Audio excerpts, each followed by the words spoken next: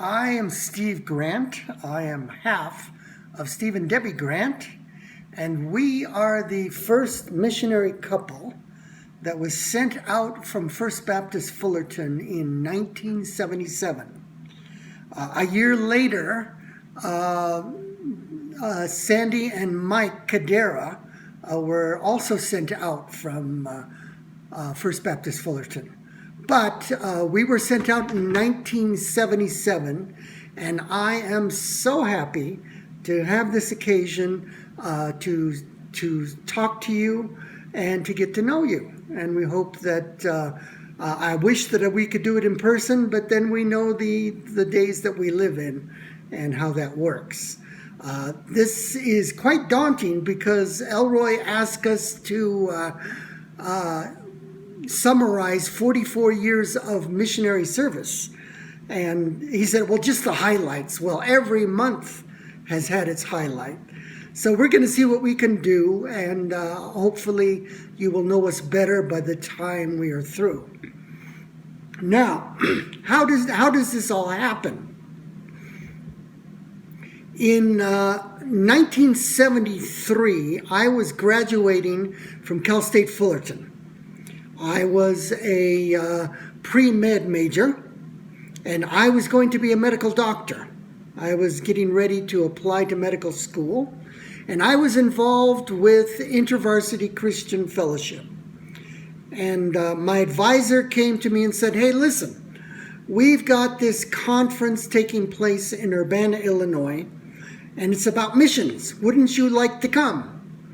And I thought to myself, well, I'm a committed Christian. I can pray for missionaries. Sure, why not? And besides the fact I love to travel, I'd love to see Illinois. Never been east of the Mississippi, except on a plane that was headed for Europe when I was 18. And so I went to this conference with 18,000 people coming from all over the United States, and if I remember, some from Canada. And it was over New Year's. And it was a week conference. And it was fascinating because I would go to these seminars that they would hold. And I would listen and I would say to myself, have these people been reading my diary? How did they know these things? How do they know this about me? I was at the point of going up to someone and saying, who's been talking to you about me? How do you know this about me?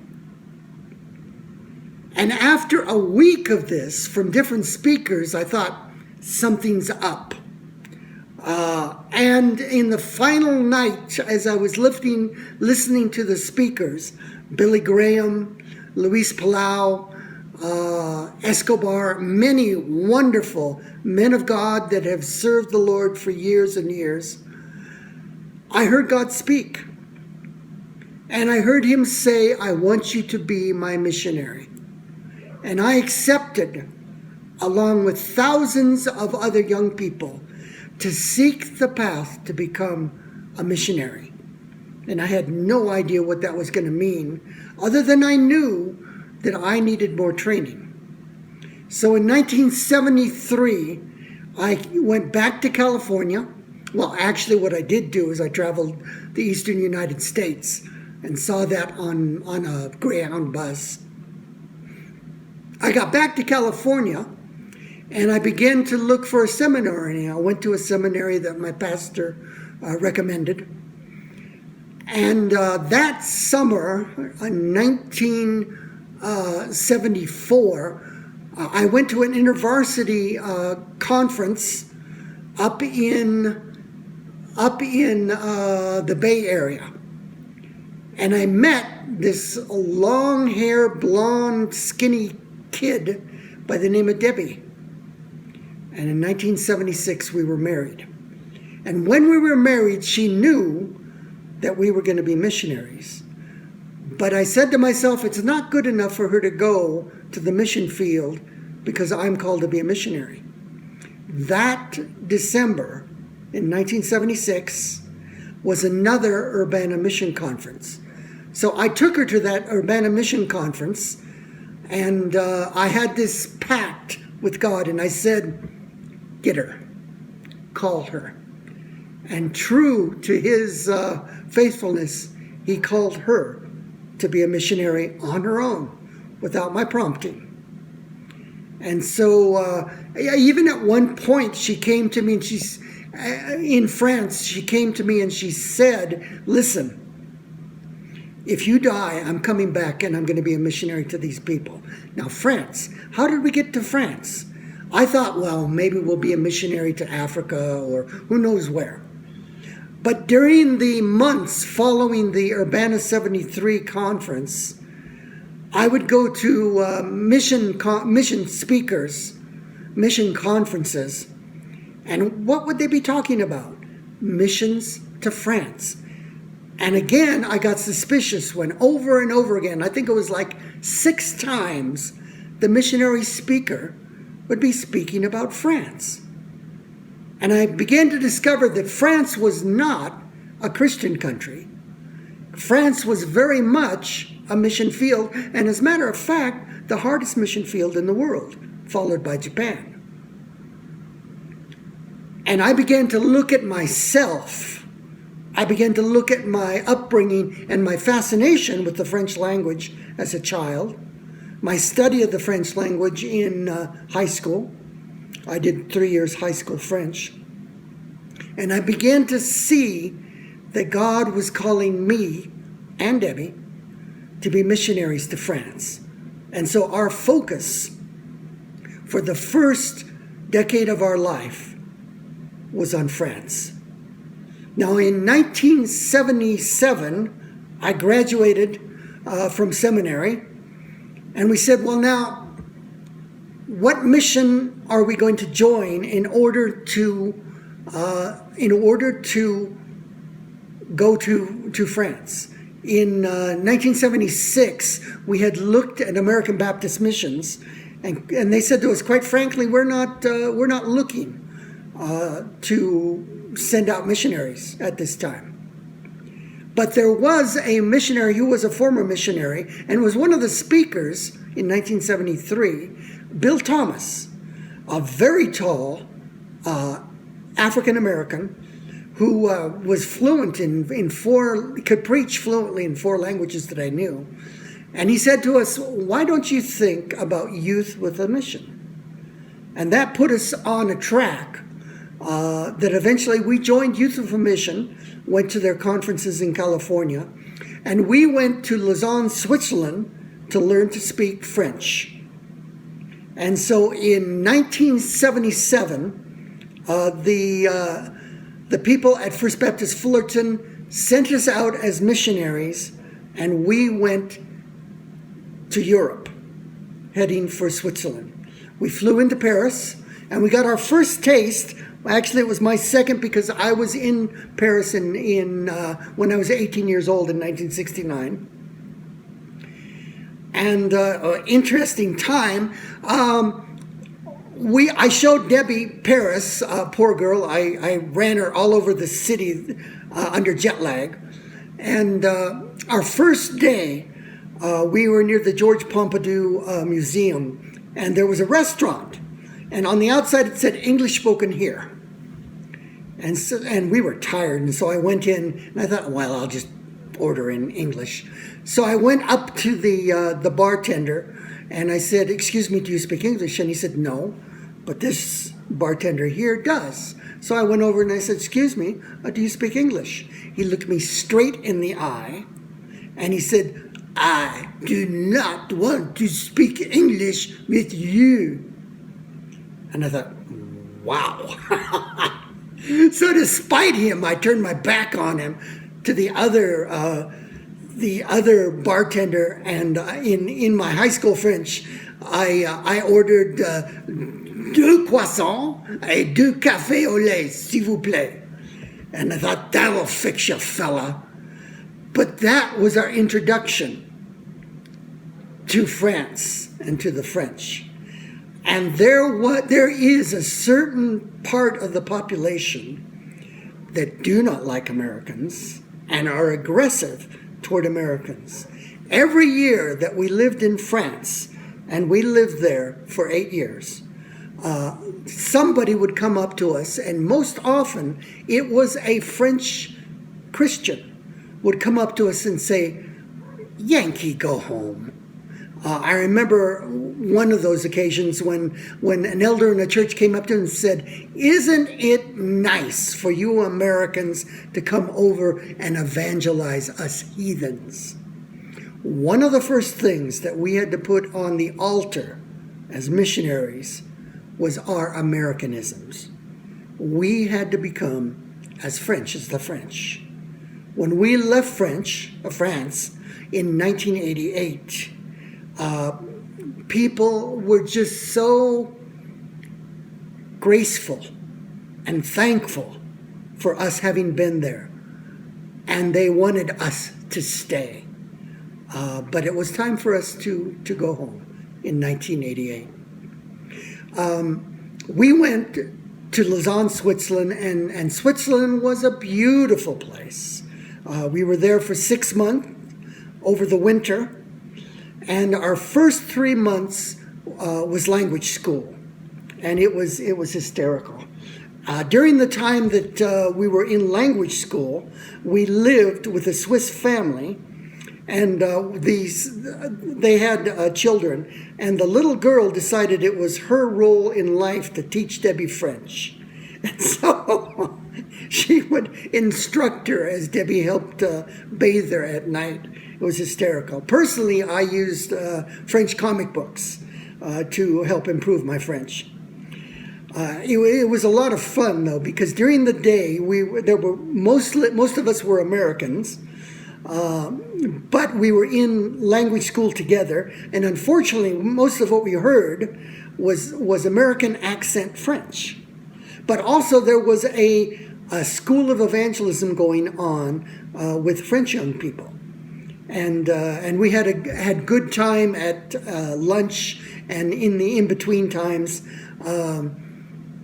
trying to talk together and trying to learn together. Now, one of my memorable experiences was traveling into Lausanne, running into a young college student, French speaking, and trying to communicate to him the 4 spiritual laws, quite hesitantly, and asking him, "Listen, do you understand?" And actually having him say, "Yes, I understand." Now, he didn't come to Christ, but the thrill of actually being able to communicate the gospel in French, it just overwhelmed me. And it was only a taste of a lifetime to come, of sharing the gospel in other languages, of which I'm trying to speak my 4th language now. So that was our introduction to the French-speaking world. Many, many things happened. We ran a coffee bar on Saturday nights, and we would comb the streets and find people, bring them back to the coffee bar, and mostly speak to them in English, but some in broken French. And mostly we found gypsies, which was interesting. But interesting time in Lausanne, Switzerland. We went on outreaches. During that time, we were dedicated to going to France. We did get to one outreach in France, which was really a lot of fun. And then the time came, we finished our language school, and they said, "Now we want you to go through our evangelism training." And so we did 3 months of evangelism training, and something happened in the mission. The mission bought their first large ship to be used for missionary service, and it was in Venice. And so they said, "We want you to go to Venice." Well, I wanted to go to France. France was my calling, but everybody was going to Venice. So I got myself put on the first team driving down to Venice and into Camping Jolie, which was outside of Venice on the mainland. If you know Venice, you know that it's a series of islands in a bay. And they knew nothing about the ship or about maritime regulations. The idea was that we would all go down there, we would get on the ship, and we would sail away to Argentina, where the World Soccer Club, the World Soccer event was being held. And 300 people were coming down, and they were planning to put 300 people from all over Europe, all of their schools, the school from Germany, the school from Holland, and of course our school from Switzerland, and they were going to put the English school too, I forgot about them. And we were all going to sail away to Argentina. It didn't quite work that way. There were nothing but restriction, nothing but negotiations. The ship had to be refurbished, and it was 2 years before the ship was finally ready to sail. It was named the Anastasis, which was the name for resurrection. But it was a fascinating adventure. Here were 300 people who had descended into this camping ground, and they're all waiting with great anticipation for this to take place, and it didn't happen. So we broke up into evangelism teams and scattered all over northern Italy to hold evangelism. And that's what we did for a month while we were waiting to get on the ship. Then it became apparent, and during that time I was deathly ill. I had liquid in my lungs and horrible pain all night long. And they came and they prayed for me. They laid hands on and prayed for me. And this horrific pain that was there left. It was 11 weeks before I was healed, but the pain was gone. It was the most amazing experience. They said, we're going to break up into evangelism teams. This was after 3 months of all meeting together. We're going to break up into evangelism teams, and we're going to go all over Europe and the Middle East. And we want you to pray and ask the Lord where you're supposed to go. Debbie and I prayed, and we got Greece. And so we were put on the Greece team, and they put us on a great big bus with all the other students, and we headed for Yugoslavia, which was then Yugoslavia, to cut through to Greece.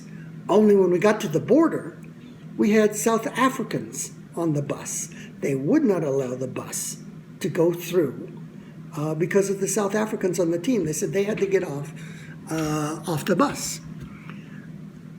And so we prayed, and then we tried another border crossing. Now, same story.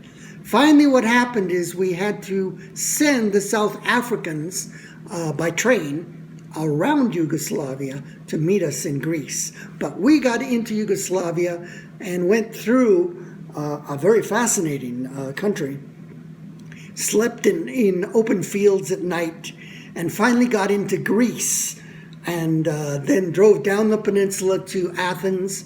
And it was technically illegal to do evangelism in Greece, but we sort of bent the rules and did it anyway, in our own special way. And it was a marvelous time in Greece, and I was the assistant leader of the team in Greece. And I remember in the campground befriending this Danish couple and having long conversations about apologetics and about the existence of God and why God existed and what he did in Jesus Christ. And for years, I would get letters from Denmark from this young guy, and it was fantastic. Then we went back to Venice, and they said, well, we're not going to we are not going to Argentina. But if you have a specific calling to Argentina, we'll make it happen. And then the teams broke up and went back to their place of origin. Now, we went back to Switzerland,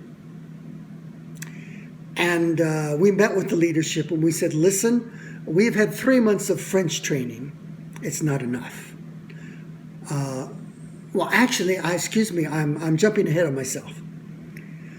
We were sent from Switzerland to the base in France, which was in the Champagne district, Le Gaulle-la-Forêt, and we were co-leaders in the team under a French leader, Daniel Scherrer, and we helped lead the very first discipleship training school in France. We taught in it. I remember teaching on the power of the tongue and what Proverbs had to say of that. Now, we had a home group, and I don't know why, but they gave me the most difficult people in my home group. And so I had the girl that was clinically depressed, and the girl that was who hated men and did everything she could, and here I was the man leader, mind you, everything she could to get at them in word. You'd pass her in the hallway and say, how are you doing? Bonjour. And somehow she'd take that, and give it to you back. It was just unbelievable. But we had a very good group and quite a bit of coming together as a little family, and it was very good. Now, at the end of that 2-month course together, we were scheduled. Hold on a moment, we're going sideways. In case you're wondering what's going on, my phone was taped to my laptop and it just gave up the ghost. Okay, let's see if that'll hold. Stay. Good boy. All right. We were scheduled to go to Spain on a cross-cultural outreach. Now, this girl that had the problem with men, and particularly with saying things inappropriate, had, during one of the seminars, insulted the whole school. And so the leaders had to go to her and say, listen, you need to apologize to the whole school. Now, she particularly wanted to go to Spain. Now, this girl had a talent. Everybody else was afraid of evangelism, particularly street evangelism. But she's what I call a gun dog. When you take a gun dog out into the field and you shoot the gun and the dog goes crazy, where's the bird? Where's the bird? Where's the bird? She was a gun dog for evangelism. Loved evangelism. That was her meat. That was what she wanted to do. But she had to humble herself, and or she wasn't going to Spain. So it was a hard decision for her. But I think for the first time in her life, she got up before all those people and she asked their forgiveness for the mean things that she had said. And we forgave her and took her on the trip. Okay, now Daniel couldn't go with us, and so he made me leader of the trip to Spain, and we were going for a month. So we were all excited. We had two vans, Volkswagen vans that we were traveling in. So we loaded up. We were in central France, which was east of Paris, in the Champagne district. And we traveled for a full 8 hours that day to the south of France and got to this chateau. And then I discovered we did not have the papers for the van that I was driving. Now, the law in France is if you do not have the car papers, the vehicle is not allowed to move. It was my fault. We were stuck in the south of France. My fault. It was my turn to face the whole team, there were 20 of us, and say, listen, hold on a moment, here we go again.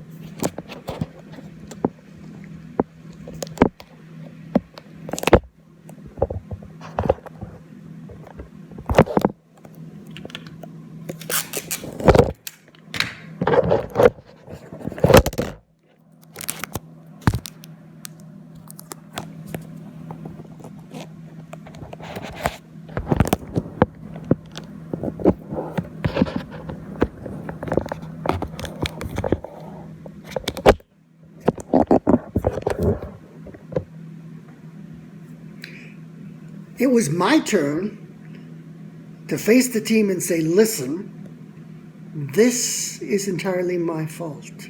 I forgot the papers and we are stuck. I have called, they will mail it to us, but we are stuck for 3 days here in the south of France on the border of Spain, and we will have to wait until the papers catch up with us. My fault. And so it was my turn to be humbled as their leader and to confess my fault. So we had 3 days in an unbelievable, idyllic setting. It was a chateau, and they kept sheep, and we walked through fields and watched the sheep and learned a lot of things about people in the church from watching sheep. And we had a few problems among the team that needed to be sorted out, particularly with one of our minor leaders that kept taking leadership where she had no right to. And I had to confront her and show her what she was doing. But it was just a growing in leadership. I was a very young leader. I had a lot to learn, and I did learn on this trip, let me tell you. So the papers finally arrived. We all got in our vans and crossed the border into Spain, and we went to Barcelona, Spain. We met there with the team, the YWAM team that had come from England. Now, the tension is rising. This is their first cross-cultural experience, and they're there to do evangelism. And to be quite honest, they're nervous. And there we go. I had this girl that was aggressive, and this girl that was depressive. And the aggressive girl started working on the depressive girl. Now, culture, particularly food, is very, very important to the French culture. And with a French meal, you have 4 courses, and you follow the meal with a cup of coffee. And it is, I can't tell you how important it is. It is like a law. And so we got together and we had our first meal with the English team. And we ate together, and then when it was all over, we had a cup of tea. And this aggressive girl started working on the depressive girl, and they worked each other into tears over the fact that they had had a cup of tea. And I had to straighten it out. Oh, it was fun. It was great. And it was their cultural experience, and they had to figure this thing out. So we met, and we were there in Barcelona, and it was a wonderful time. We met with a Spanish team, and they began to talk, and we decided that we were going to break up into 2 teams, and that one of our leaders would lead the team in Barcelona, and 12 of the students would go with me and Debbie to Valencia, Spain, where we had an invitation. And we traveled I think it was 3 hours to the south to Valencia, Spain, and we're in this little church, and we slept in the church. And since we were the only couple on the team, our privilege was we got to sleep in the closet. So, and there was all kinds of experiences. Again, we were strictly forbidden by Spanish law to share the gospel. And so we did acts of kindness and things of that nature to share the gospel, to win the right to speak. My Swiss guy wanted to clean up all the streets. That he thought that would fix it, but it wouldn't have meant anything to the Spaniards. So we didn't do that. But we did go out, and we participated in the first ever Protestant march in Valencia. And we were part of that as we marched the streets to proclaim the Protestant presence in Valencia. And it was a wonderful time. We were there for a couple of weeks. Now, during that time, our van broke down. Now, when I was younger, I had rebuilt my own Volkswagen engine. So I knew enough to be dangerous about Volkswagen engines. So I went out there and I began to look at the engine, and I discovered that the distributor cap was cracked. And so I, with my Spanish that I learned when I was 7 years old, I also had a college class in Spanish. I went to the automobile parts store, and I got a new distributor cap, put it on, and the thing still wouldn't work. And I was livid. I just did not know what to do. The guy had given me the wrong distributor cap. So I put back on the old one. And I went back into the church, and I started to mumble and to Debbie. And Debbie said, "Really?" And she disappeared. What in the world? And she came back in about 10 minutes. She said, "Go and try and start the van." I said, "What do you mean? Listen to me." And she said, "I've prayed for the engine. I want you to try and start the engine." I said, "What are you talking about? I've rebuilt engines." I went out and I gave her a whole lot of grief over this thing. And finally I said, "Okay, fine." I went out, put the key in. The engine started. My wife prayed for the engine, and the engine started. Not only that, well, we drove it all the way back to the base in France with a cracked cap. So there we go again. So we had a marvelous time. And the interesting thing, I had the aggressive girl and the depressive girl with me. And the aggressive girl was in her element. She loved going on the street. She loved handing out flyers. She was transformed. And it was the start of a career for her in missions.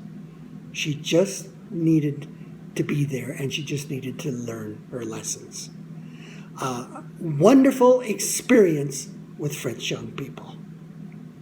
Okay, so we went back, and we said to the leadership there at the base that we needed more French training. And we wanted to go to the Alliance Française in Paris. And I said, fine. I said, but we've got a contact in Paris, and we think that they'll give you housing. And so they called up a very rich man in Paris. And he said, sure, I'll lend them our company apartment.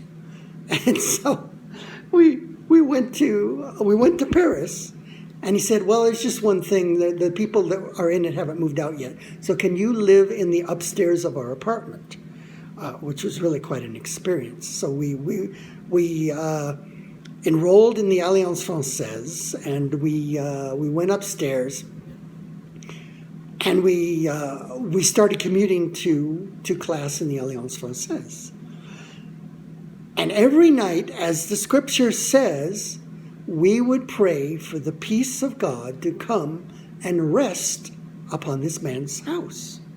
Didn't tell him anything. We just did what the scripture said. One day at breakfast, he said to me, it's the strangest thing. Ever since you guys have moved in, it's been so peaceful in our apartment. He said, have you been praying for us? And I had to admit, yeah. And then I said to myself, wow, it really does work.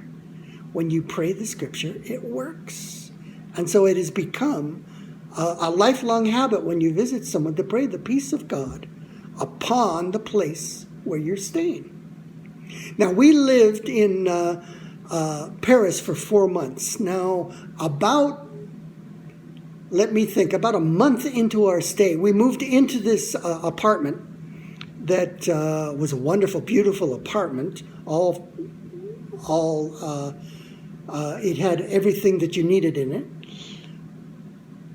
And I was coming home from the Alliance Française, and I was standing sideways to the direction of the underground train when he jerked to a stop.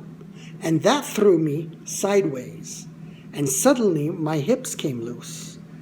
And I was all hunched over. I looked like Quasimodo. One of my legs was longer than the other. And I had a serious, serious problem. And so we managed to get off the subway and to the apartment. But I was in serious pain. And the wife of this Eugene is the word, but I can't think of the American name. She was a doctor, and so she arranged for me to go and see someone about my back. And they took X-rays, and I had a slippage of the lumbar vertebrae. And it turns out I had a congenital problem with that lumbar vertebrae. And I was hunched over like Quasimodo. And so they arranged for me to go and see somebody that was supposed to be very good in terms of that. But what they didn't tell me was that she was a spiritist healer. Fascinating thing. And so I went to her, and she put me on my back, and she's doing something, and I hear some mumbling and something. And then she says, "That's strange, it doesn't work on you." And I said, "What?" And she said, "Well, I pray, and I do these rituals over people, and they get better. But it has no effect on you. Why is that?" And I began to laugh. I said, "It's because of Jesus Christ." I said, "Your spiritualist things have no effect on me because of Jesus Christ." And I was able to, testify to her. God protected me from an occult practice. There are more spiritist healers in Paris than there are medical doctors. And there are more medical doctors than there are pastors and missionaries in Paris. That's the state of religion in Paris, and for that matter, in the nation. I was flat on my back, and poor Debbie had to go to school all by herself on the subway with all the strange characters that there are in Paris. But I healed up, and then we went back to Switzerland. And we said to them, "What are we going to do?" And they said, "Well, listen, we have a major outreach that is taking place in Avignon in the south of France. And if you know your church history, it is known as the place of the Babylon captivity of the Pope. The King of France, back in the Middle Ages, got mad at the Pope. And so he gathered his army, he marched down to Italy, captured the Pope, took him captive, brought him back, and installed him in Avignon. And Avignon was the place of the Pope. for a considerable time. And there's more history there, but I won't go into it now. But they were going to hold an outreach like the outreach we held in Venice. And another 300 people were coming from all over Europe to attend this conference, but it needed setup. And so we were going as the spiritual covering over this team of 3 young ladies that were involved in this. And we had a marvelous time. We were lent a little cottage, and it was April, if I remember correctly. And we started arranging all of the renting of facilities and places where we could put up huge tents. And then, of course, we had to go and meet with the municipality. And we told them we are going to hold a massive outreach in Avignon, and we want your permission to do it. We want to use the main square below the Palais des Papes. And they said, well, we don't know about this, son, and we have to take counsel about this. And then they sent us away. And we would go back, and we would go away, and we would go back. That went on for almost a month. And finally we came back, and they said, we cannot give you permission to hold a rally in the square. And one of the girls got an inspiration. And she said, does this mean that you are forbidding us to hold a rally? And the guy, got really stumble-tongued. And he said, oh, no, I can't tell you that. I can't do that to you. And she said, so you're telling me that we can hold the rally, just you can't give us official permission. And so we had unofficial permission to hold the rally in the square. And all of the things began to fall into place for this outreach in Avignon. Now, one of the things that we did in Avignon, as we did in Venice, we went 2 by 2 and walked throughout the entire city. And we prayed for the entire city. Everything we saw and everything that moved and everything that didn't move, we prayed for. And we asked for God's peace to come upon the city. We asked for God's kingdom to come upon the city. And it's funny because people at the festival, which happened every year, the music festival, that we were planning to hold the outreach during the music festival, they would say to us, the music festival is different this year. It's so peaceful. It's different. And we knew why. Because God's presence was there, and God was there to do a work. Now we held a conference, a meeting, and we used drama, mime, and the retelling of stories in the main square. And we had all of our people filling the square, and you couldn't tell who was who, except for the small team that was doing the acting in the middle of the square. And a fascinating thing took place. It was a spiritual encounter. There was a political activist that was known all over France, and he was a rabid left character. And he liked to come, and he did come to the square and got up on one of the walls and tried to gather people to get them all roused up. But everybody was watching what was taking place with our little team. It really got him mad. And so after a while, this wild-looking guy got down, and he marched right into the middle of the people. And he actually walked right by me to try and disrupt what we were doing and everything. And it was fascinating because the Holy Spirit prompted all of us at the same time, and we all began to praise God. We all began to pray, to sing the same song of worship. 300 people with one breath started worshiping God. And I tell you, the presence of God came down. And here's the thing. He thought there were 20 people in the center of the square. He was suddenly surrounded by 300 people praising God, and all of this natural music, and I swear there were angels too, praising God, and he had an experience with the living God, and it scared the life out of him. He turned 180 degrees and he ran out of that square. And we found out something. He left the square. We found out later he left the town. He left the province. He just kept going because he had an encounter. He wanted to do evil, and he had an encounter with righteousness. It was the most wonderful thing. It was beautiful, especially all of that music, all of that praise going to God in an open square like that. And I think a lot of people had experience like it, and a lot of people came to Christ during that outreach.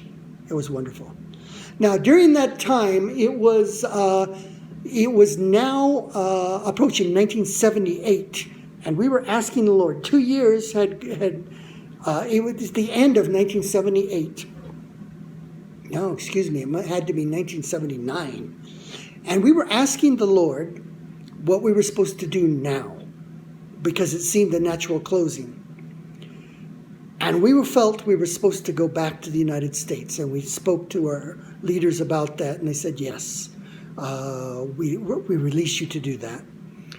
And we came back to California, and we felt we wanted to work more full-time with pastors rather than in a mobile evangelism, because we changed location every 3 months. Every 3 months we had a new bed, a new location. I had to lug my library around, which was about 50 pounds of books, which was really something. And we felt that there was something different that God wanted us to do. And so we began to seek another mission. Now, if you remember, Mike and Sandy had joined Overseas Crusades, which was a mission in Santa Clara, California. And we went in the end of 1979, we went into interview with them about France. And lo and behold, they were interviewing Bill Thomas, the very guy that we had talked to about France at the Urbana Mission Conference. And so in 1980, we were accepted into Overseas Crusade to join him in a team in France. And he was living in Strasbourg, France, on the German border, and we would join him and other teammates that were trying to be raised. And so we began a new experience for us. When we first went to Europe, we did it on about $350 a month. And the mission wanted a whole lot more than that. So we began fundraising. And I had a whole lot of new lessons to learn about fundraising in faith. Not the begging of money, not the twisting of money out of people, but presenting in faith and allowing God to provide. And that's what we did for 2 years. Now, in 1981, our first child, Stephen, was born. He was born in Anaheim in the Martin Luther King Jr. Hospital. And at the end of that, the mission asked us to move to Northern California to San Jose. He was born.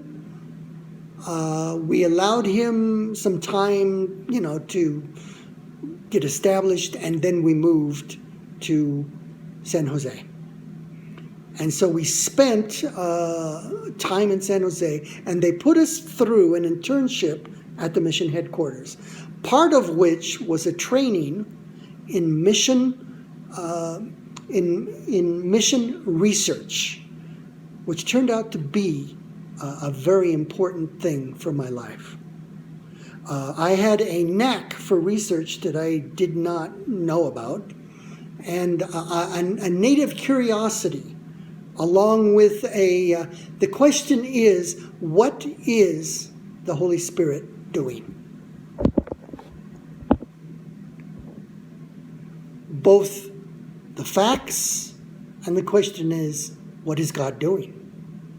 And our idea is to come behind what is God doing, share it with the church, and do what God is doing rather than being involved in just a good idea.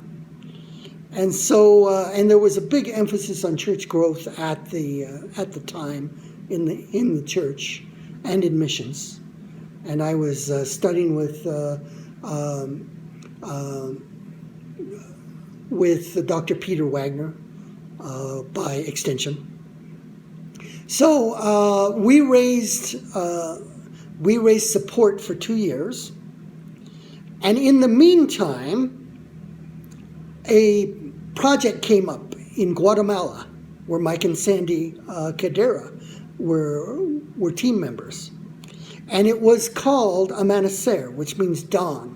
Now, the mission had a program which was called Disciple a Whole Nation. D-A-W-N. Translate that into Spanish and it becomes Amanecer, which is dawn. And I had studied Spanish at 7 years old. I had studied Spanish for a semester in college. And in preparation for going to Argentina, possibly, I had studied Spanish in Lausanne, Switzerland. So I had let's say, a working knowledge of Spanish. I was not fluent. So they approached me, the president of the mission, who later became the president of Biola College, which became Biola University. That was Clyde Cook. He said to me, Steve, would you and Debbie go down to Guatemala for 3 months and conduct a research of the nation, the church in the nation? We want you to interview all of the church leaders, all of the mission leaders, all of the evangelists. We want you to look at all of the growth of the church and the understanding of the growth of the church, and turn that research over to our vice president, and he's going to write a book with a Guatemalan, and they're going to use it in a national conference that they will invite all of the church leaders from Guatemala to, and they're going to focus on reaching the entire nation of Guatemala for Christ. Okay, so we went to Guatemala. It was radically different from anything that I'd ever experienced, or Debbie for that matter. And we stayed with fellow missionaries. Stephen was 8 months old, not even walking yet. And I was there for a week. And the funny thing was, they'd asked me to do the weekly Bible study for the staff, and I did it on being willing to suffer for your faith. And a secretary rushed in and said, I don't mean to upset you guys, but soldiers have just invaded the national building across the square. Now, we were in a large building that overlooked the presidential palace. And so we all rushed over to the window, and there were soldiers all over the roof and a helicopter flying over the top, and there were howitzers in the square pointed at the president's window. I was really nervous, and so I leaned over to a missionary friend of mine. I said, hey, I said, this is my first revolution. He said, oh, it's my second. I went, what? And he said, yeah. He said, I lived in Bolivia for a year, and if you're there anytime, there's a revolution. So we had plans for when something like this happened, emergency plans. So the first stage was you go home and you hunker down. Second stage was you gather together. Third stage was you get out of the country somehow. So I went to the guy I was staying with, I was riding with, as a matter of fact, and his car was parked on the other side of the square. So we went down this alley, and we went to the end of the alley, and there was a soldier there with an M1 carbine. And we said, excuse me, sir, but our car is parked on the other side of the square. Could we get through the square to pick up our car? He didn't say anything. He just picked up the carbine, and I found myself looking down the barrel of a carbine. And we said, yes, sir. Turned around, and we found another way home.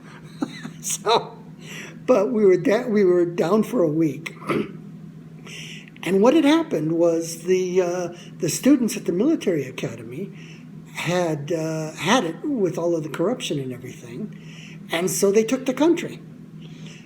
And once they had taken it, they didn't know what to do with it. So they looked around for a leader to put in charge, and they took the man who was their former commandant of the academy, a man by the name of General Rios Montt, who happened to have had a marvelous, wonderful, life-changing experience with Jesus Christ just months ago. Now, he went to this church, and the church said, we want you to come serve the church. We want you to clean the church. And they watched him for a month as he swept the church. This is a general. And understand, this is Latin America, too. They watched him for a month, and after a month they said, okay, we see that you're serious. Now we'd like you to come and become an understudy because we want you in leadership in the church. And this was the guy's position. He was one of the elders in the church when they came to him and said, we want you to be president of the church. He led the country in righteousness, overthrowing all of the bribery and all of the stuff and the money taking for 18 months before the money takers couldn't stand it anymore, and they overthrew him. But then they couldn't touch him because he was righteous. And so Rios Montt was exiled. But amazing man of God, and amazing the things that he did in the country. But, okay, so my job was to travel all over the country. They gave me a translator who was very, very good, a wonderful guy. We got along great. And matter of fact, and my Spanish was good enough to catch him when he translated wrong. And we traveled for 3 months together, all over the country, to the north, the south, down into the jungles. And we interviewed everybody we could find. We went among all the people groups. We got all of the statistics that we could find. And we put together all of the literature on the growth of the church. We found where the church was growing. We found why the church was growing. And the interesting question, we asked, what is the most effective means of evangelism? To a man, they said, well, it's 1-to-1. I said, what is the evangelism method you're using? It wasn't 1-to-1. And so they were not using what they knew to be the most effective evangelism method. And that was one of the things that was a message for the church. There were churches that were growing leaps and bounds. There were churches that were actually dying. They were dying because their people were older and they were not winning young people to Christ. And so the church, their rate of growth was less than the population growth. And we found that out for them. So all of that literature was put together. And matter of fact, when I got to France, I spent months during the evenings putting together the reports to send back to Guatemala. My boss, Jim Montgomery, was the guy that wrote the book God's Hour for Guatemala, and he wrote it with a man from Guatemala, a wonderful man of God who taught in a seminary in Guatemala. They did it half and half, and a lot of what Jim shared was the research that I found. That book in 1984 was put into the hands of every pastor at the National Amanecer Conference, and it changed the direction of the church. All of the denominations were represented, and they came together and they said, what are we going to do? Together as denominations. They chose the year 2000, and they said, by the year 2000, we want Guatemala to be the first 50% evangelical nation in Latin America. And before the year 2000, they made it.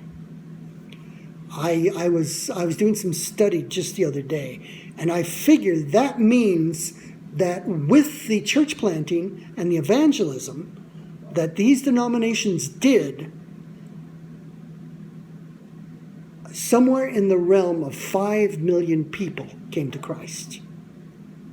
It was a trickle down from the idea that God had given OC Ministries, or CEPAL as it is known in Latin America, given to the church with the proper information that brought about the idea and the vision to take the gospel to their people. And 5 million people came to Christ. That is, in my career, probably the greatest thing that I've ever been involved in.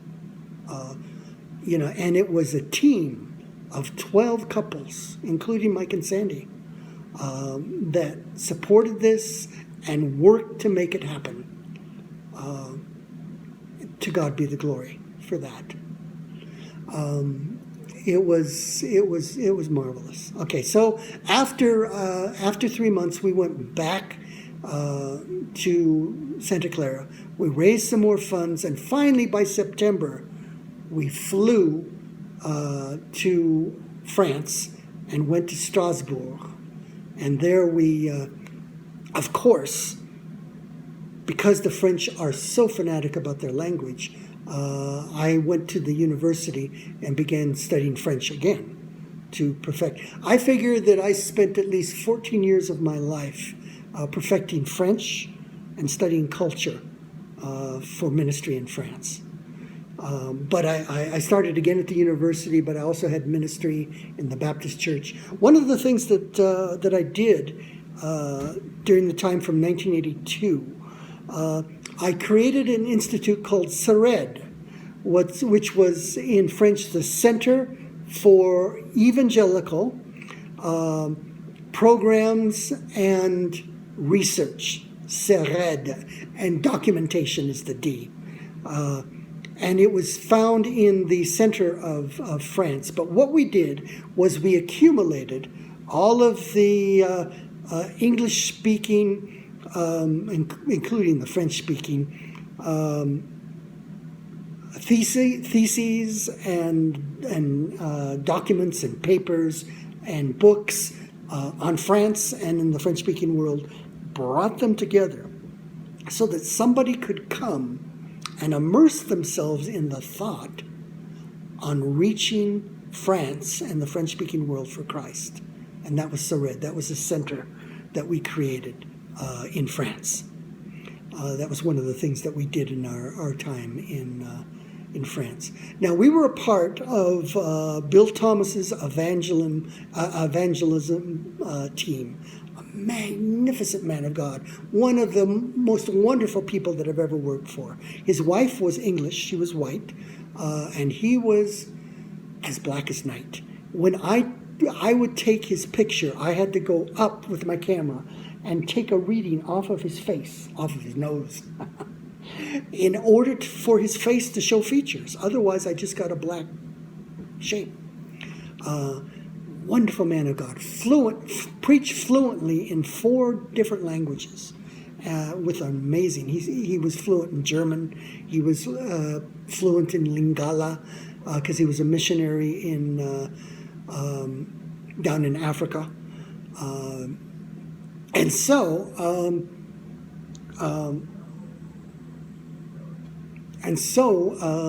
we began 3 years in Strasbourg. Now, in 1983, my son Daniel was born in Strasbourg, and he is our little Frenchman. It's funny, he has French personality things. We could go on for a long time about that. So Daniel was born in France, and then around 1984, Bill decided to create his own organization, and so that created a problem with the team, and the team broke up. And so we were asked to move to Germany, where we had a German team that was very large. And I had studied German in another college class that I took. And so I had enough German to make myself dangerous. And so we lived for a year in Germany, and I would travel back to France to meet with French leaders and to go to Sared and see that it was still operating and like that. After a year in Germany, the people in Santa Clara they recruited a French team, including a Frenchman, by the way, who was a friend of mine. And we relaunched the French team in Valence, which is south of Lyon in France. And we were there for another 4 years in Valence. We used to say that we lived 1 mile north of the south of France, because that's Valence. So, but marvelous, marvelous time. This was until 1988, and we had ministry among the pastors. I had a wonderful friend in the pastor of the French church that we went to, and we used to eat fresh trout together in his little vacation house that he had south of Valence. Wonderful man of God. Wonderful ministry. One of the things that I did, he put me in charge, spiritually, mind you, of the youth group that ran a theater evangelism team. Being France and the way in which the French absorb things, theater is an excellent way to preach the gospel. And so they had all the leadership, but they needed the spiritual oversight. And so I would travel with them to little villages, and they had a mobile stage that they would put up, and loudspeakers and all things. And for a couple of years, we did evangelism in villages around Valence. It was a lot of fun. And they taught me how to speak argot, which is slang. It's not French, mind you. It's really funny. And boy, when we left in 1988, it was with tears from these guys, because we were like brother and sister in the time. Wonderful, wonderful time. We had, during our time in France, we would travel in a different point of the compass every year during our vacation. We traveled all over Europe. Amazing time, and got to know and love Europeans. Then in '88, we came home to Southern California, and I called up my former boss, Jim Montgomery, and I said, "Listen, I'm coming home." And he said, "Listen, have you ever thought," he had created a new mission called DAWN, Dawn Ministries. He said, you ever thought of working for us? I said, well, let's try it out. So from 1988, we started working with Dawn Ministries, and he sent me all over the world with the concept of what we had done in Guatemala. I went to Panama. I went to Bolivia. And then he began sending me, well, actually it was my idea, Africa. Began going to the French-speaking places in Africa. I went to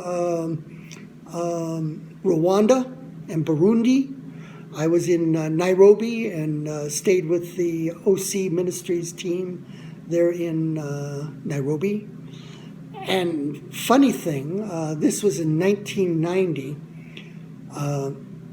I had a contact through an international conference that we'd gone to of Campus Crusade in Madagascar, which is that large island off the coast of Africa.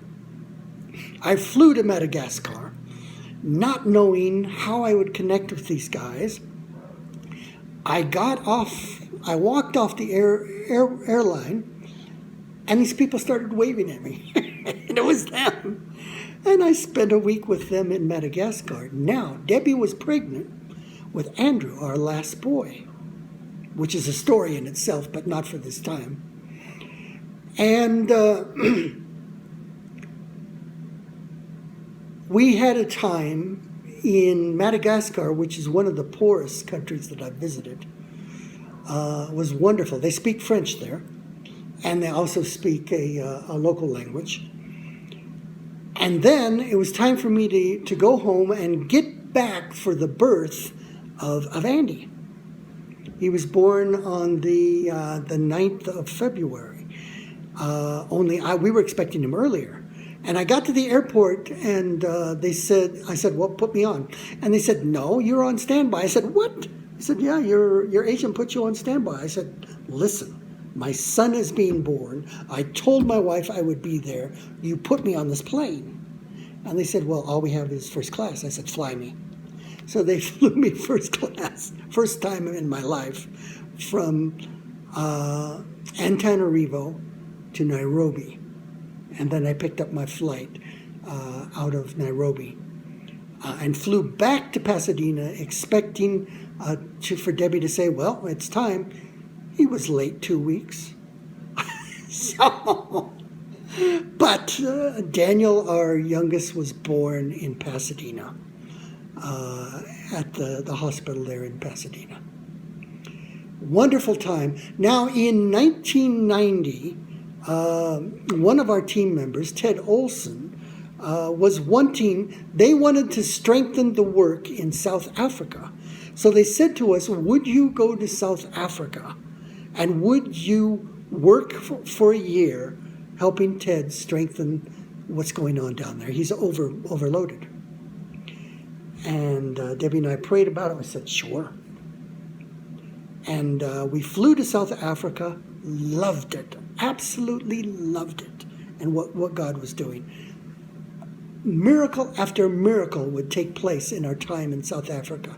We spent 29 years in South Africa, and it was every month that we experienced a miracle. You just would not believe it. From the saving of the life of Daniel. This was in the first month that I was in South Africa.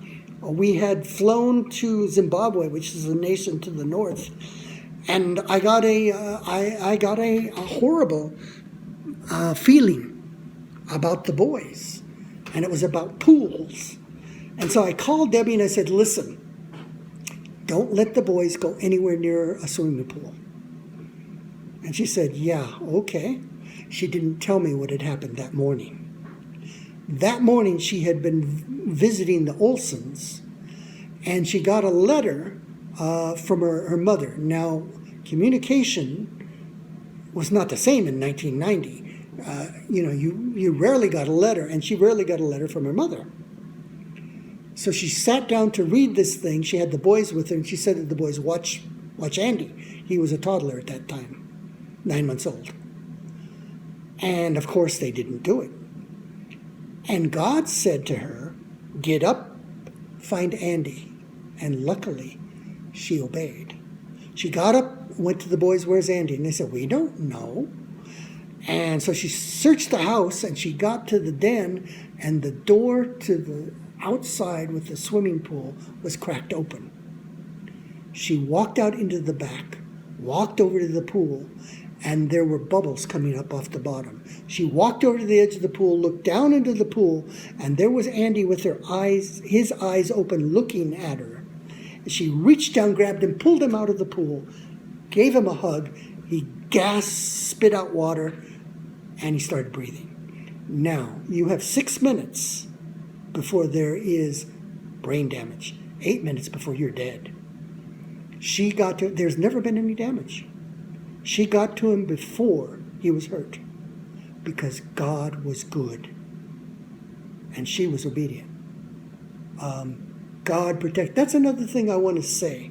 So many times over the years, over 44 years, people have said to me, I prayed for you this morning. People from First Baptist, from Wilshire Avenue. That speaks so loudly. We have run into spiritual situations where I have been cursed, I have been attacked by evil spirits and things. And I account the lack of success of those attacks to the people that pray for us every day. That happens because of people that pray at First Baptist. It's so very, very true. And we have had, I've been cursed by witch doctors. I've had spirits come at me in the middle of the night. And I'm not kidding. This is Africa and this stuff happens. But God has always overcome this stuff. Always, always, always. Now, one of the things that happened was Dawn, D-A-W-N, deals with the international leaders, those that they go to the international meetings, and it's their role to deal with those people. But there's a whole host of local leaders that do not get training or care or counseling or anything like that. I was in Southwest Africa. And we were doing a conference. And at the end of the and these people had marched 3-4 days out of the bush. Some of them had come from Angola because we were on the Angolan border in order to come to this conference. And at the end of the conference, they said to me, we appreciate this training so much because all of the training takes place in the capital, which is 8 hours away. But you have come and you have given us excellent training, and we are just so thankful for what you have done. And God said to me, you've got to do more of this. And out of that was born the mission that we created in 1993, The Laborers Are Few. And that has been our mission for all these years now. The laborers are few. TLAF. And we have dealt with leaders and we have met needs all those times. Now, there have been unbelievable things. When we got to South Africa, we went into missions because of the love of God. Because God called us. Because we love God. But we found that we were in spiritual warfare. We went to war and we didn't know it. We found that in Europe. We found that in Africa. I found that in my traveling in Asia, in China, in the Philippines. We are in a spiritual war. That is the nature of missions. And so many, many things have happened to us that have been unbelievable. There are more things than I can recount in the time that I've been given. I took a team of people out of the local church in Johannesburg to Botswana. And we had gone to preach the gospel where no one else had preached it. That was our goal. And we did a lot of things. I mean, I had musicians with me, and they did evangelism on the streets with music. And I found a village. I found a village that no one had ever preached in before. And I did the cultural thing. I drove in with a small group of my people. There were 4 or 5 of us.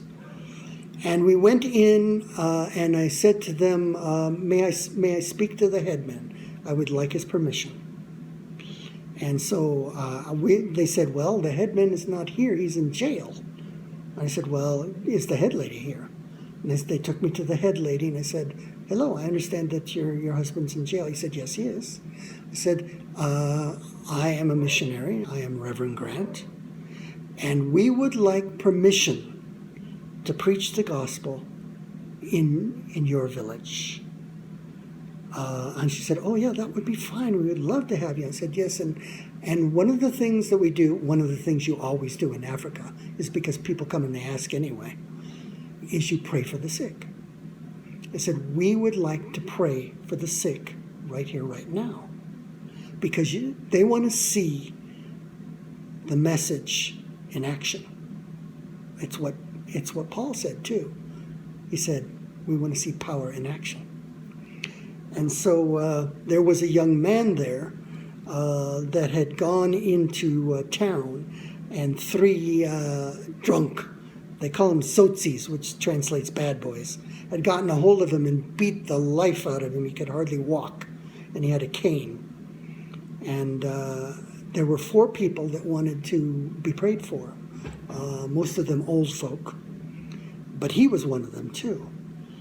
And so we sat them down in a chair, and we very simply and in faith just said, Lord, would you heal these people by what you've done on the cross?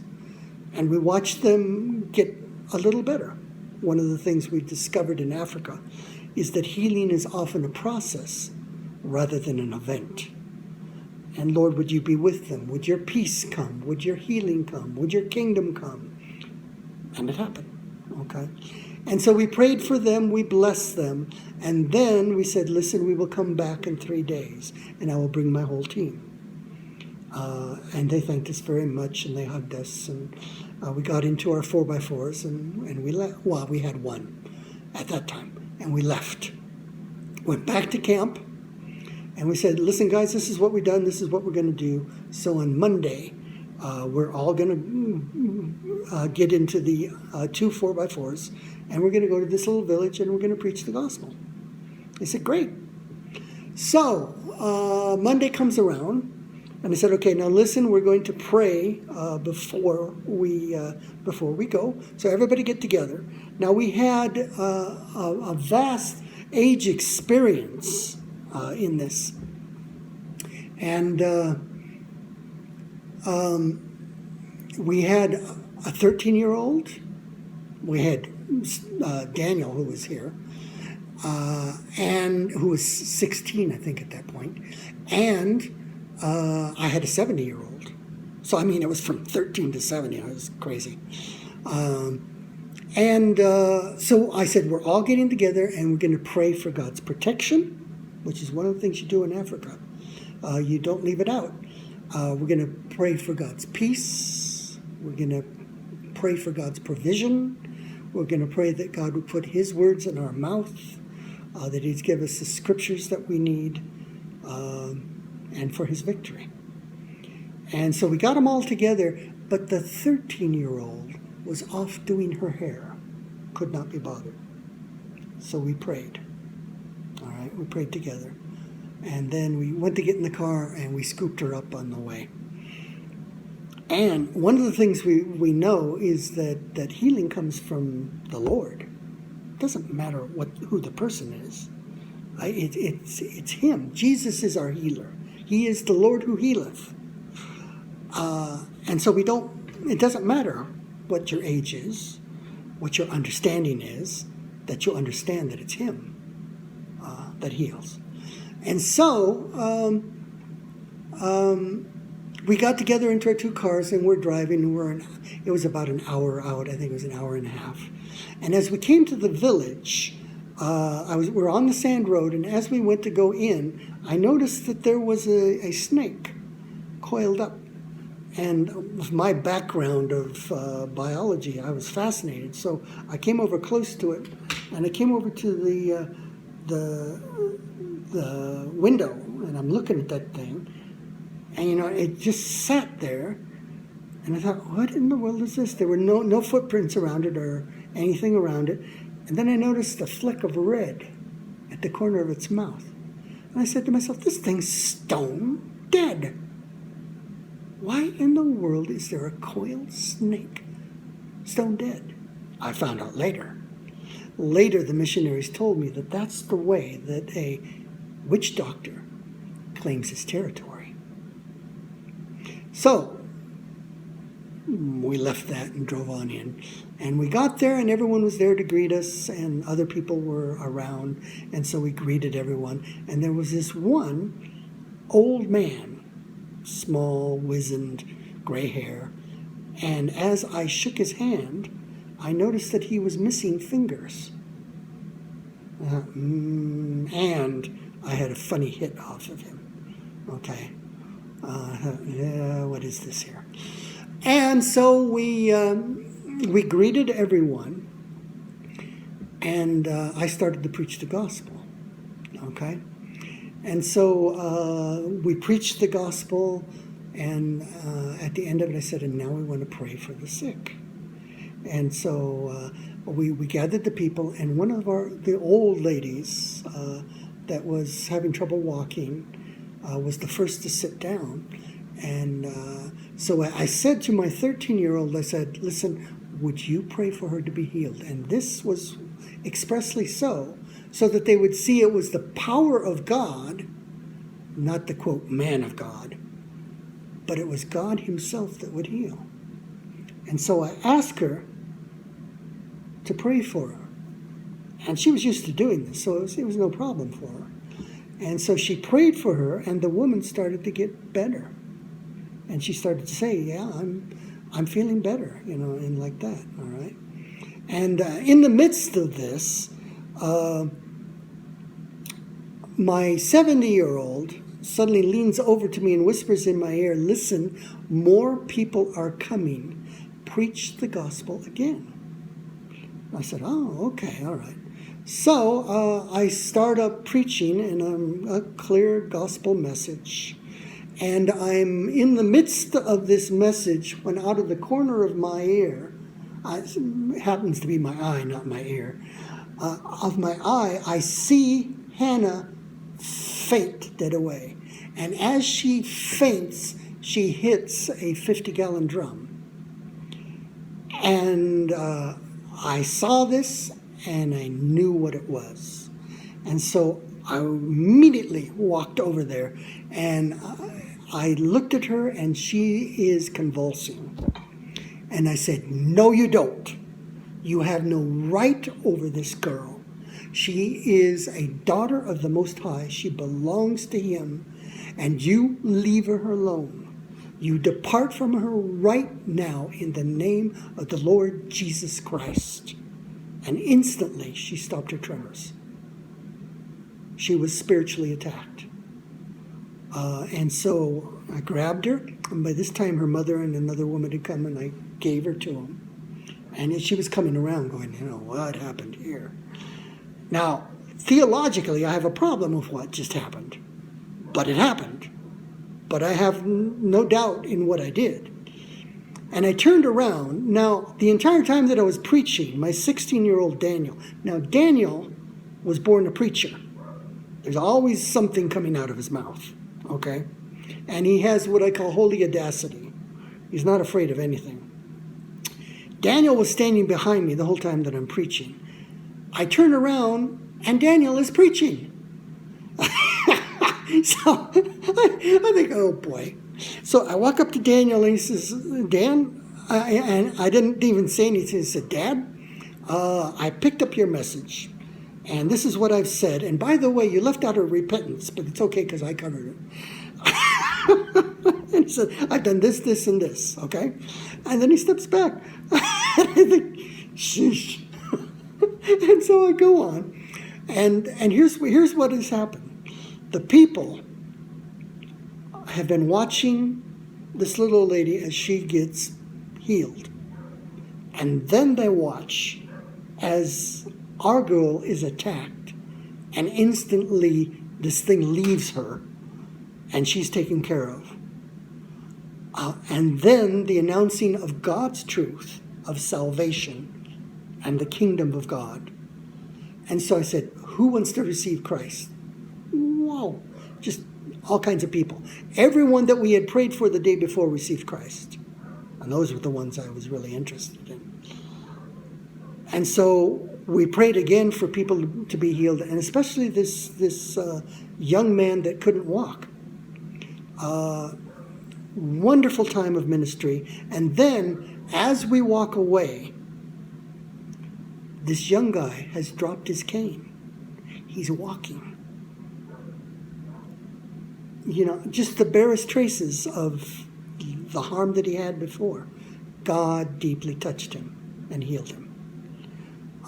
So we got into our 4x4s and off we went. Now, a witch doctor handles snakes. Often he gets bit. And when he gets bit, he loses fingers. That's what I found out from the missionaries. And he curses people.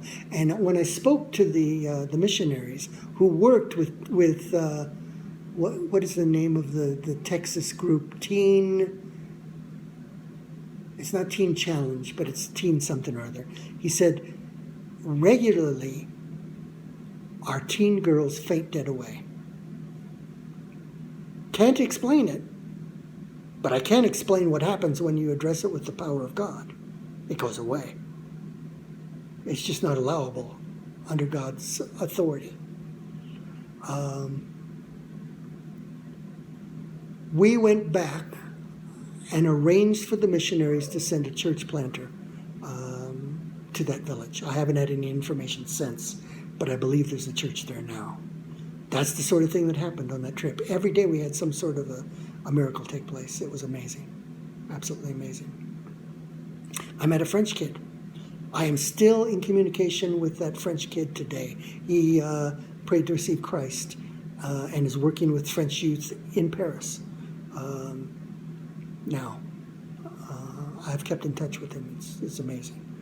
That's the sort of thing. Now, when we first got to South Africa, we found ourselves fighting apartheid. We would go into the townships and preach. We would bring clothes. We would help them rebuild tin shacks that had been knocked over. We would talk to them. I brought food into the townships for 5 years. We found ourselves opposing apartheid, but we found it was a horrible fight. We could have been put in jail, but we weren't. And then, when the election came, a new government was put in place, and we found ourselves fighting the unrighteousness of the new government, the corruption of the new government, of black against black. But we were there for God and for His righteousness. These are the sort of things that were happening. Now, ministry always seemed to be changing. For 5 years, I worked in a place near the ocean called the Transkei, where there were a very poor people called the Xhosa. And I created a foundation that was to bring in low-cost businesses that people could run themselves. Things like sewing, brick making, quilt making, welding, and things like that. And the idea was this: I would act as the man procuring the equipment in Johannesburg, and they were the leaders of the foundation. There were 6 of them, as I remember right. And they were to distribute the material to people to create businesses. And I ran that for 5 years until it became evident that they weren't doing their job. I brought all this material, and they would take it, they would put it in storerooms, and they would have a title, such as vice president or whatever. And they would live on that title, big person. I've got a title. It didn't work. Many times we found the good that we desired to do was opposed, or the things that we came to provide and provide in the right way did not work. I brought food for 5 years into a township that was growing up. And I took it to the leaders and put it in their hands, only to find out that one lady was taking the food and selling it on the side, making a fortune. So often, the good that you attempt is turned and used for their own profit. And it is part of the sacrifice that you make as a missionary. And it's tough. But you've got to keep your heart gentle, and you've got to keep your hope existing. You cannot grow hard. You must be smart, but you also must be gentle. It's what the scripture says. So for 5 years I worked in the Transkei. I slept in huts. I washed from a plastic bowl. I actually went to bathroom in the cow crawl. Crazy things, crazy missionary things. And then along came a young man from, actually he's my age, from Mauritius, who had a vision for Mauritius. And for 5 years, we made trips out to the island of Mauritius, which is a Hindu nation, and preached the gospel and worked with churches in the Hindu nation of Mauritius. It was a wonderful time, a very wild and woolly time, preaching in little settlements all over the island. It's wonderful. He is retired in Mauritius today. That was another part of our ministry at one time. One of the things that happened in meeting with pastors and being in pastor meetings, as a missionary, you're trained to notice the unsaved and to notice the people groups. I kept seeing all of these mainland Chinese. I developed an affinity for Chinese food because I was going in talking to them.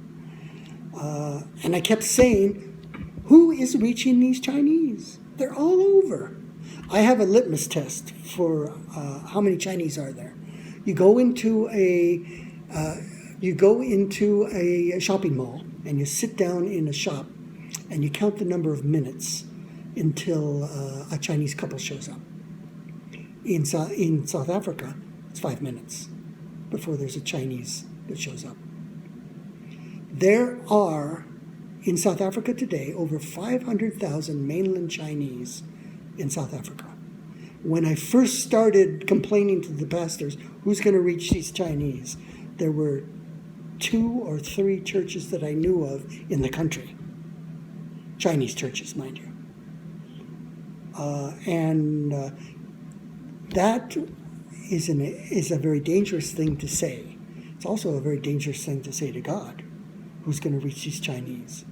One day God said to me, who is better trained than you?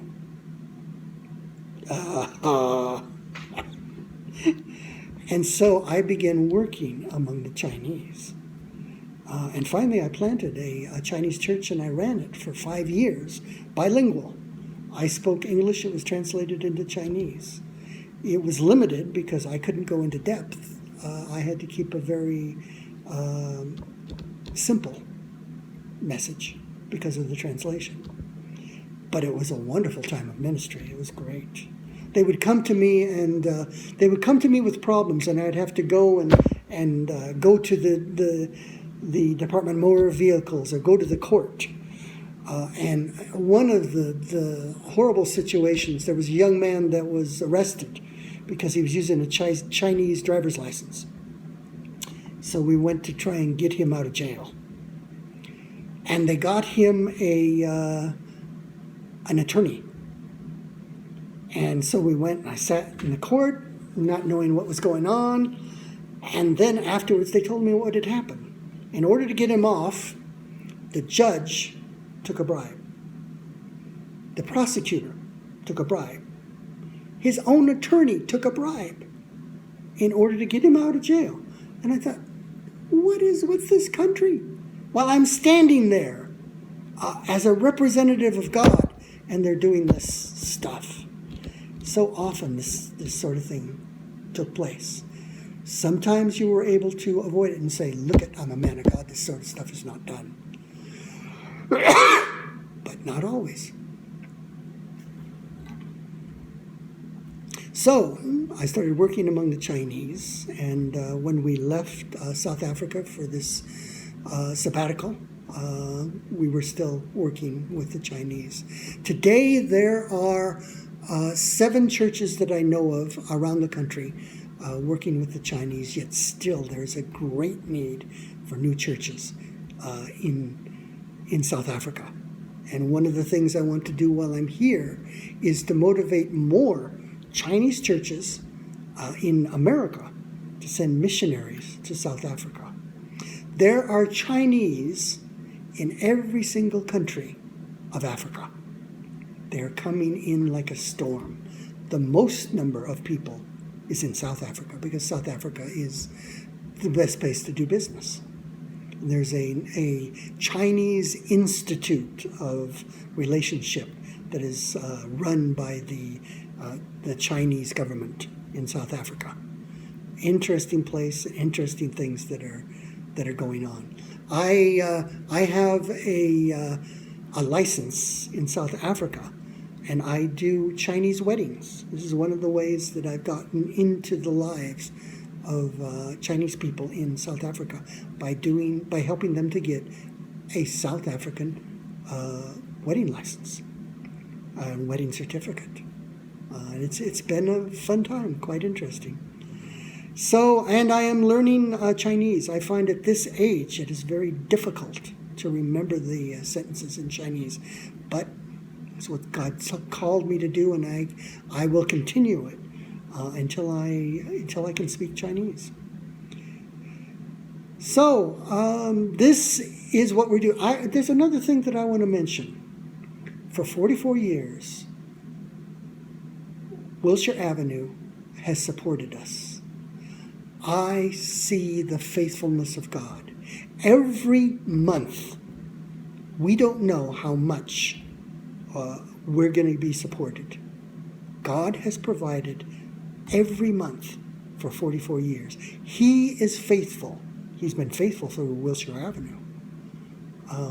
I am astounded. Nobody can tell me that God is not faithful and that God does not take care of you.